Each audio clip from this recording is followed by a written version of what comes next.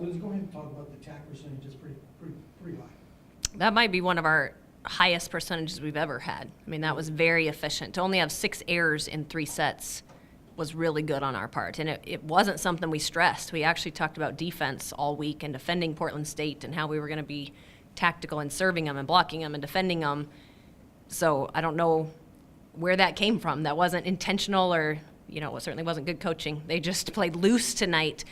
And I think that contributed to it. And I thought our defense led to our offense. Our transition offense was very good tonight because of our defense. When you said they played loose, is that a sign of confidence? I think it's a sign of confidence and preparation. I think as a group they're maturing, and when they feel prepared, then they're alert, then they're loose. When they're getting caught off guard is when we start to get frantic and we don't feel like we know what to do next. We're a little helpless. And helpless and loose aren't going to go hand in hand. So I think the preparation helped, that each player's doing a little bit more in preparation for scouting and taking accountability of that a little bit more. And so they're individually prepared instead of just a coach-presented scouting report. And I may be wrong here, but I'm assuming that with the departure of King, that O'Neill's going to probably see the court more often and become she's a middle blocker, but still more of an offensive threat too. And is she the type that can handle the offense along with being defense? Yeah, absolutely. I mean, Emily was our starter last year. She's come off the bench the last 3 matches and played probably more than Natalia did. So, we're in a... Did Emily start tonight? Yes. Yeah. So she's in a good place to feel confident, and she's been on the court a lot in her career, and we want to set her a lot. She's not... I thought our balance tonight offensively was really good, to have 5 players between 8 and 10, that we don't have one player that we're dependent on, and then our setter has 6. I mean, that's about as good a balance as you can find. You had that the other night, too, on the road. Is that when you really started to see that, too, the balance?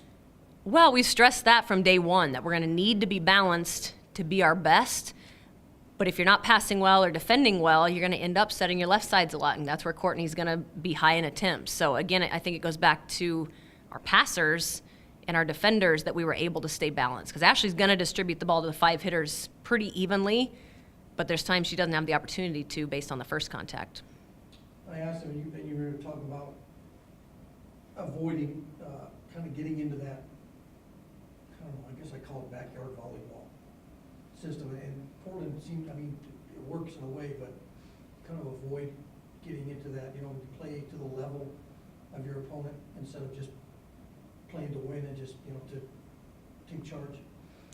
Well, in Scout, Portland State gives a lot of off speed, and they're very effective at it. So that was one of our biggest focal points all week, is that we've got to be able to pick up the off speed. They might score on us with, a heavy arm past us or out quick us, but we can't let the off speed score. And so I think that alertness helped our energy. And I mean, they knew they were probably going to be pulled out if they let an off speed shot score. It was that focused on in practice this week. And so I really liked our alertness, and that speed on our side to the first contact led to speed offensively, so that we didn't end up tipping and roll shotting back at them. We were able to take fast swings back at them. Talk a little bit about the importance of getting 4 at home. You got 4 in a row at home, getting those 4 and kind of making that separation. Well, our schedule turned out as about as good as we could have asked, to have NAU, Sac State, Portland State on our home court. And when you only play those teams once, that's huge. So, it played out really nice for us. We should be able to take advantage of that. We certainly can't blame the schedule, because once we have 4 at home, then we're 4 on the road. So that part will go back and forth. But the teams that we get at home this year is really to our advantage.